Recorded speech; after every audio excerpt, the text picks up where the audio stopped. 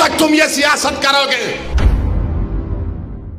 कहां है वो लोग जो औरंगाबाद में बोले थे इम्तियाज जलील को वोट मत दो?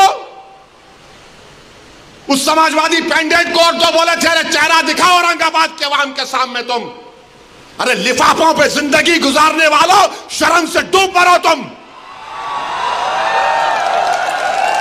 मेरे घर को आए थे, मेरे घर को आए थे हैदराबाद को, बगैर बोले मेरे घर को आए। मैं वक्फ के बिल की मीटिंग में जा रहा था, पलट मेरा गार्ड फोन करा के साहब इतने लोग आए, मिला।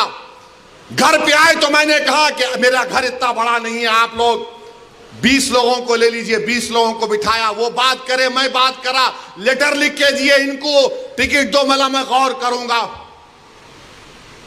फिर जाने से पहले मैंने एक अल्लाह के वली के अंग्रेजी कुरान का तर्जुमा जो तुर्की का छपा हुआ है, उसकी 4 कॉपियां इन जिम्मेदारों को दिया कि आप मेरे घर को आए, ये एक अल्लाह के वली की कुरान का तर्जुमा है। एक एक के हाथ में दिया तो औरंगाबाद जाके बोले हम घर को गए थे, हमारे को चाय तक नहीं पिलाए। अरे आप पहले से बोल देते तो नान खलिया खिला देता मैं आपको। मेरे को नहीं मालूम था कि तुम मेरे घर को खाना खाने आ रहे। अरे तुमको कुरान करीम दिया ना हाथ में, अल्लाह का कलाम तुम्हारे हाथ में दिया, तुमको उसका भी लिहाज नहीं है और तुम दावा करते हो कौम का। बहुत बोल सकता हूं, याद रखो मेरी जबान को लगाम नहीं है, तुम्हारा घर से निकलना महाल कर दूंगा मैं यहां पे। मेरे भाई इमाम शाफई मुफ्ती साहब बैठे हुए, इमाम शाफई रहमतुल्लाह अलैह का जमाना है।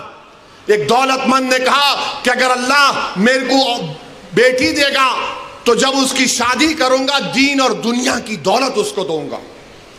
जब बेटी की शादी का मौका आया, उलमाए किराम के पास गया, उलमाए किराम ने कहा कि नहीं तू नहीं दे सकता,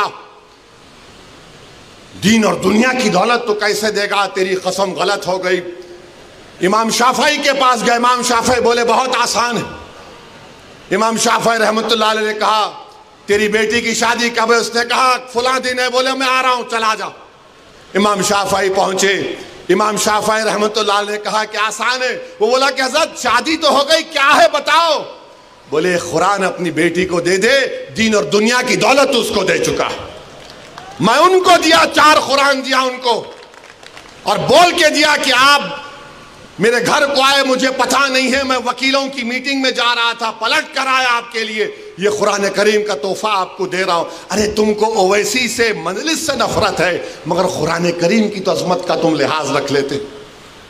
मैं ये बात इलेक्शन में बोल सकता था मगर खामोश बैठे रहा, मगर आज मजबूरन बोलना पड़ रहा है। याद रखो तुम लोग जो काम कर रहे हो ना, तुम महाराष्ट्र के मुसलमानों को ना सिर्फ कमजोर कर रहे हो बल्कि तुम उनकी आवाज का गला घोट रहे हो। अरे तुम इलेक्शन लड़ो, हम तुम्हारी तायीद करने को तैयार हैं। कब तक तुम ये सियासत करोगे?